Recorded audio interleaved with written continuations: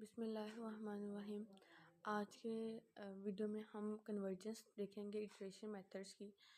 Bisection method है जिसमें बोल्ज़ानो method है, न्यूटन रैप्सन मेथड है, रेगुलर फाल्सी मेथड है, फिक्स्ड पॉइंट इटरेशन मेथड है, सीकेंट मेथड है और भी बहुत से मेथड्स हैं। तो सबसे पहले डेफिनेशन देख लेते हैं कि कन्वर्जेंस होती क्या है। बेसिकली आप आगे देखेंगे कि कुछ जो मेथड है, किसी की ये कन्वर्जेंस 1 है, किसी की कन्वर्जेंस 2 है, किसी की कन्वर्जेंस 0.5 है। तो यहाँ पे कन्वर्जेंस से मुराद ये होगा कि हम अपने आंसर की तरफ किस स्पीड से जा रहे हैं। फॉर एग्जांपल अगर हम किसी वॉइस नोट की बात करें व्हाट्सएप के ऊपर, तो हम उसकी स्पीड को इन्हेंस करते हैं 1 टाइम्स, 1.5 टाइम्स, 2 टाइम्स x, ठीक है। उसी तरह से फॉर एग्जांपल हमारे पास जो न्यूटन रैप्सन मेथड होता है उसकी जो कन्वर्जेंस होती है वो 2 है, मीनिंग दैट कि हम अपने आंसर की तरफ 2 टाइम्स स्पीड्स के साथ बढ़ रहे हैं, ठीक है। तो इसी तरह से अगर कन्वर्जेंस की डेफिनेशन को देखें तो let alpha be the actual root of an equation f of x equals to 0 an iterative method is said to be of order p और has the rate of convergence. देखिए, आप जो convergence होगी आप ये भी कह सकते हैं कि वो जो मेथड है वो इस ऑर्डर का है या उसका जो रेट ऑफ कन्वर्जेंस है वो p है। वो p क्या होगा आपके ऊपर, जो वहाँ पे जो आपने इक्वेशन सेटिस्फाई करवानी होगी वो होगी absolute value of epsilon of n plus 1, epsilon n plus 1 की absolute value is equals to k into epsilon value of e n power p। ये जो p है यहाँ पे पावर में, ये p डिटरमाइन करेगा कि आपके पास जो इटरेटिव मेथड है उसका ऑर्डर क्या है या रेट ऑफ कन्वर्जेंस क्या है। यहाँ पे जो एप्सिलॉन n है वो है X N minus alpha and X N is basically the nth iterative rule, ठीक है। ठीक। और X N epsilon N plus 1 equal to है X N plus 1 minus alpha. ये तीन इक्वेशंस हैं कन्वर्जेंस की, ये हम हर मेथड में आगे यूज़ करेंगे उनकी कन्वर्जेंस निकालने के लिए, ठीक है।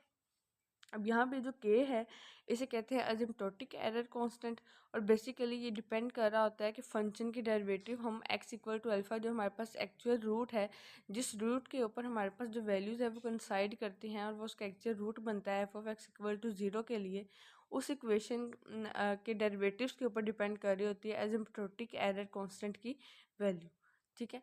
अब नेक्स्ट हमारे पास अगर यहाँ पे जो p है, यानी कि ये जो हमारे पास टर्म है, ये जो p इक्वल टू 1 हो जाए तो ये कन्वर्जेंस होगी लीनियर, और अगर p इक्वल टू 2 हो जाएगी तो p यानी कि यहाँ पे आंसर इसके स्क्वायर आ जाएगा, इस टर्म का p की वैल्यू 2 हो जाएगी, तो हमारे पास जो इक्वेशन की कन्वर्जेंस बनेगी वो होगी क्वाड्रेटिक, 3 होगी तो क्यूबिक हो जाएगी, और इसी तरह से ये चीज़ चलती जाएगी। अब सबसे पहले मेथड करते हैं बाइसेक्शन मेथड की कन्वर्जेंस। तो बाइसेक्शन मेथड का जो जनरल फार्मूला होता है, वैसे तो हमने जो फार्मूला यूज़ किया वो इक्वल टू जो एवरेज वाला फार्मूला होता है वही बाइसेक्शन मेथड का फार्मूला, यानी कि a प्लस बी ओवर 2।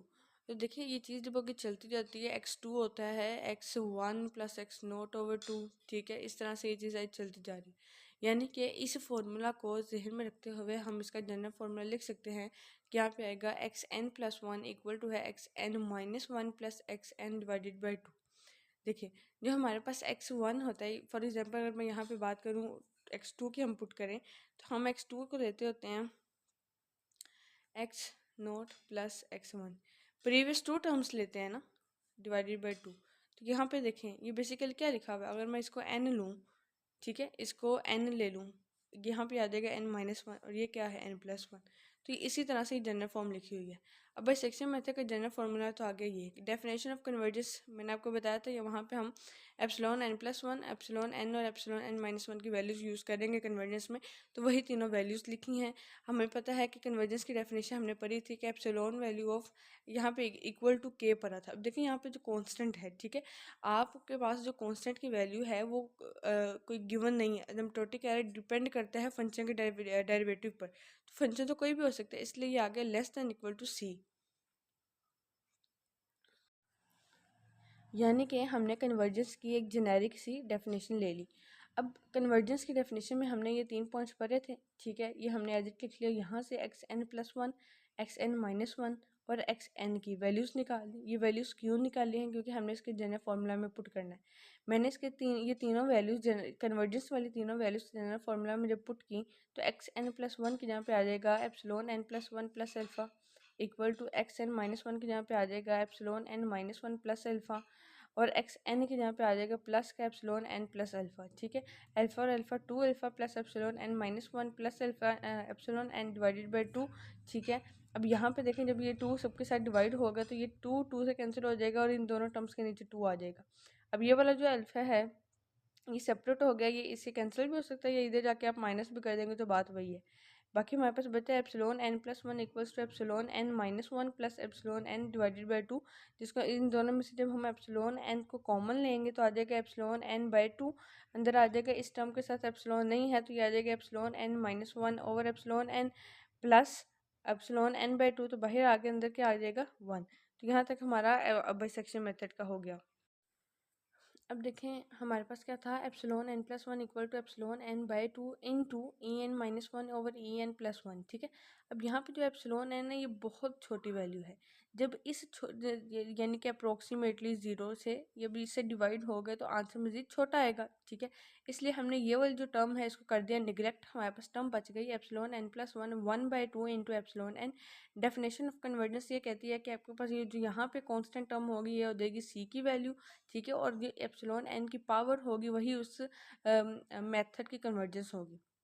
अगर मैं कन्वर्जेंस की डेफिनेशन अप्लाई करूँ और एब्सोल्यूट वैल्यू अप्लाई करूँ तो यह आ जाएगा एब्सोल्यूट वैल्यू है epsilon N plus 1 is less than equal to C into epsilon E N P. अब इसको और इसको कंपेयर करूँगी तो ये आ जाएगा सी की वैल्यू बेसिकली आई है 1/2 और यहाँ पे हमारे पास जो पी की वैल्यू बनी है वो आई है 1। इट्स मीन क्या है कि जो बाइसेक्शन मेथड का रेट ऑफ कन्वर्जेंस वो क्या है, ऑर्डर 1 का।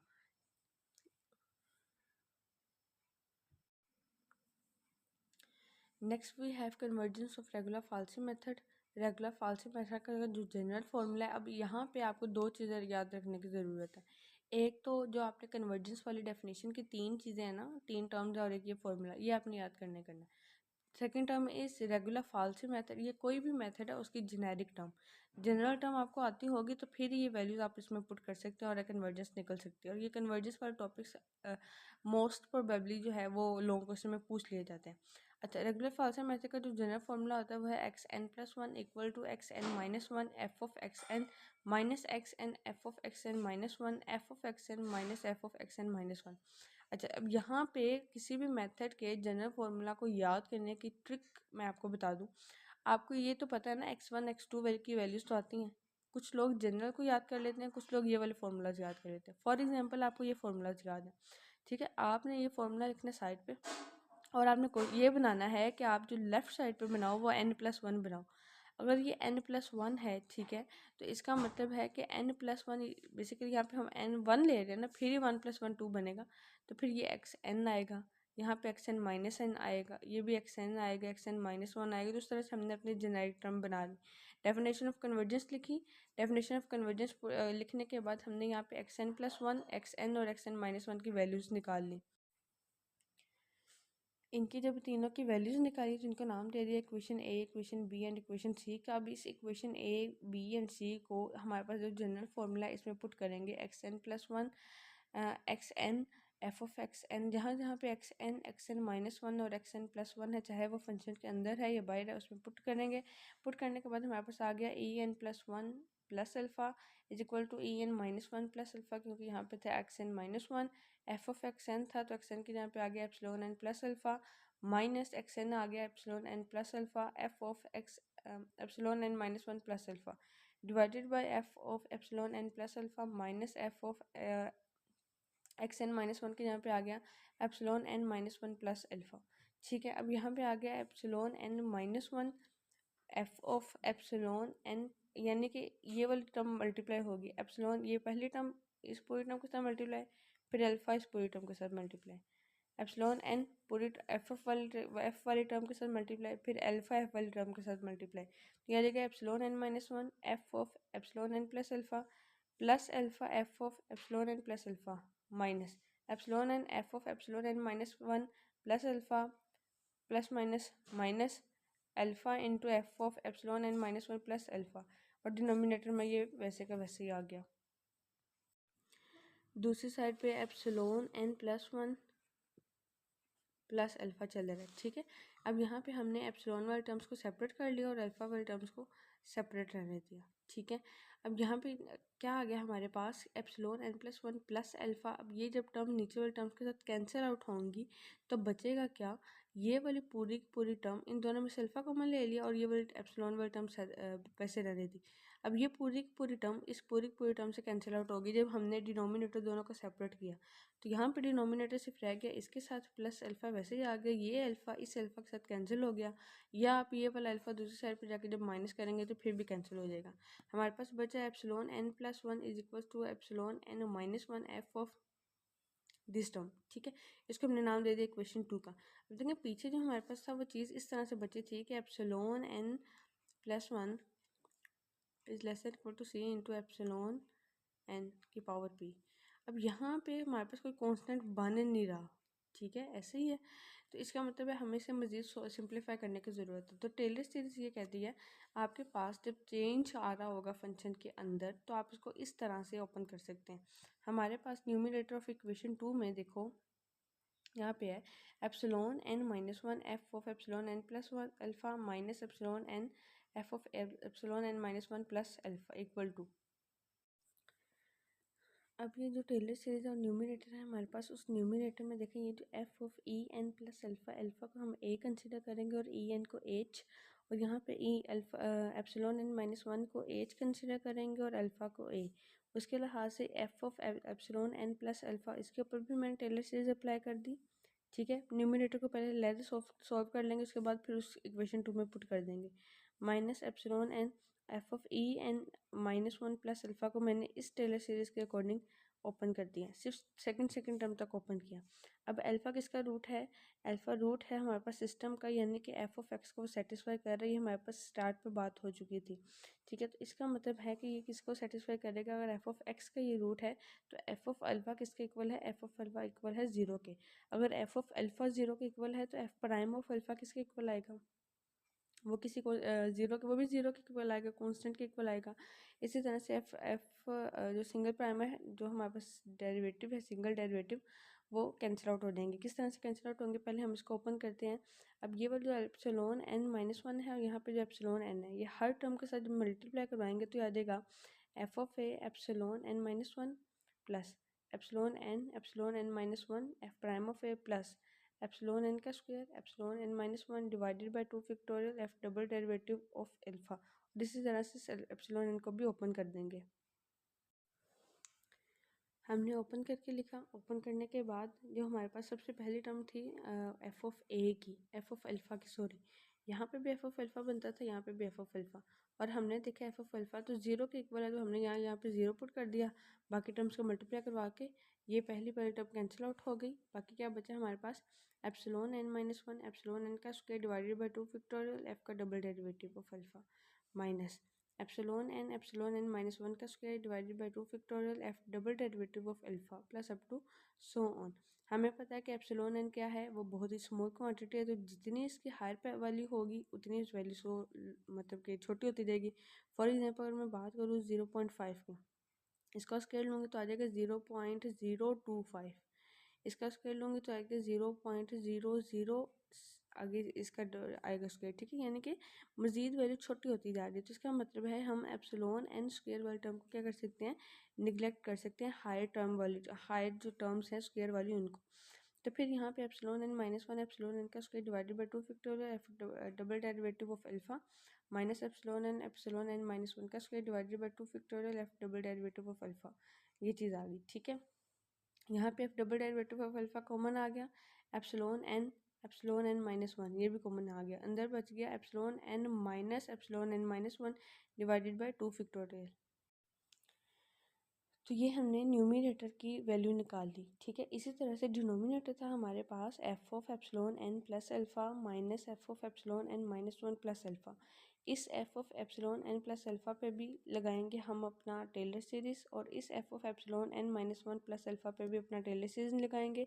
यहाँ पे जो ये टर्म है एप्सिलॉन वाली ये लेंगे हम h, यहाँ पे एप्सिलॉन वाली लेंगे h। ठीक है, तो यहाँ पे आएगा सबसे पहले आता है एफ ऑफ ए, और ए यहाँ पे क्या है alpha, F of A plus H into F prime of A आता है, तो A epsilon n F prime of alpha plus epsilon N का square divided by 2 factorial F double prime of alpha minus F. अब यहाँ पर ये वाला जो माइनस माइनस आ रही सारी चीज़ें, ये वाली इसकी जब आप सीरीज़ ओपन करेंगे ना, बाहर वाला माइनस मल्टीप्लाई होगा अंदर, तो ये मैंने डायरेक्ट कर दिया, ये हमने अपनी सीरीज़ लिख ली। अब एफ ऑफ अल्फ़ा जो है पीछे हमने देखा कि वो किस तरह से है, कि जाहिर सी बात है अल्फ़ा एफ ऑफ एक्स का रूट है, तो फिर एफ ऑफ अल्फ़ा जब पुट करेंगे तो आंसर ज़ीरो आना चाहिए, सेटिस्फाई कर रहा है ना, उसका रूट है, तो एफ ऑफ अल्फ़ा ज़ीरो के इक्वल है। ये भी टर्म ज़ीरो हो जाएगी, ये भी टर्म ज़ीरो हो जाएगी, आप ना भी ज़ीरो करें टर्म्स कैंसिल हो ही रही हैं। और एक हायर टर्म्स को भी निगलेक्ट कर देंगे, यानी कि स्क्वायर वाले टर्म्स को भी निगलेक्ट कर देंगे। बाकी क्या बचा हमारे पास, F prime of alpha epsilon N minus epsilon N minus one into F prime of alpha. इन दोनों से F prime of alpha common लेंगे, अंदर आ जाएगा epsilon N minus epsilon N minus one. हमने जो पीछे इक्वेशन 2 बनाई थी उसमें से न्यूमिनेटर की हमने सेपरेट वैल्यू निकाल दी और डिनोमिनेटर की सेपरेट, दोनों की वैल्यूज पुट की हैं। पुट करने के बाद आ गया epsilon N minus one F double prime of alpha divided by 2 factorial F derivative single derivative of alpha. यहाँ पे F double derivative of alpha, F single derivative of alpha, 2 factorial जो कि 2 के इक्वल होता है, ये सारी की सारी टर्म क्या है कि एक कांस्टेंट है, ठीक है, एक फाइनाइट कांस्टेंट। इसको मैंने नाम लिख दिया सी का, बाकी बचा epsilon N minus one. Regular falsi method में क्या होता है, F of X equal to zero होता है और एक्स नोट और एक्स वन क्या होता है, फिक्स्ड होती हैं टर्म्स। ऐसे ही होता है क्योंकि हम ये रेगुलर फाल्सी मेथड की कन्वर्जेंस कर रहे हैं। अब यहाँ पे देखो, अगर एक्स नोट फिक्स्ड है, एक्स नोट फिक्स्ड है, तो फिर हमारे पास क्या होगा कि एप्सिलॉन नोट होता है X naught minus alpha, epsilon one होता है एक्स वन माइनस अल्फ़ा, इस X epsilon N plus one होता है X N plus one minus alpha, यानी ये टर्म्स चलती जा रही। तो ये चीज़ तो ये बता रही है कि epsilon N X N naught पे इंडिपेंडेंट है। तो फिर इस तरह से हमारे पास क्या हुआ कि हम एप्सिलॉन एन माइनस वन को एप्सिलॉन नोट लिख सकते हैं। किस तरह से लिख सकते हैं, क्योंकि यहाँ पे देखें हमारे पास एक टर्म तो फिक्स है, ये आ गया epsilon N plus one equal to C into epsilon N epsilon naught. आप अगर ये वाला कॉन्सेप्ट यूज़ नहीं भी करना चाहते तो इट्स टोटली ओके। आप फिर क्या करेंगे कि सी और एप्सिलॉन एन माइनस वन को एक कांस्टेंट का नाम दे देंगे के का, ठीक है। अब ये क्योंकि हमें यहाँ पे ना रिलेशन में चाहिए एप्सिलॉन एन प्लस वन और एप्सिलॉन एन, फिर ही हम पी के साथ कंपेयर कर सकेंगे। यहाँ पे पी क्या आया है हमारे पास, होता है कि आपने अगर कन्वर्जेंस देखनी है तो आपने देखना है epsilon N plus one equal to K epsilon N की पावर पी, या आप ये इस रिलेशन से कंपेयर करते हैं, या आप less than equal to C into epsilon N की पावर पी, इस रिलेशन से कंपेयर करते हैं। तो हमने क्या किया कि यहाँ पे जो सी और एप्सिलॉन नोट है उनका नाम दे दिया के का, और यहाँ पे जब हमने एब्सोल्यूट वैल्यू लगाई तो देखा कि यहाँ पे जो वैल्यू है पी की, जहाँ पे लिखा हुआ है ये है वन। इसका मतलब है कि रेगुलर फाल्सी मेथड का रेट ऑफ कन्वर्जेंस की ऑर्डर क्या है, वन, जिसे हम कह सकते हैं कि लीनियर रेट ऑफ कन्वर्जेंस। अब नेक्स्ट वीडियो में हम न्यूटन रेफसन मेथड की कन्वर्जेंस को देखेंगे कि उसको किस तरह से हम अपने कन्वर्जेंस वाले 3 फार्मूला से निकालते हैं।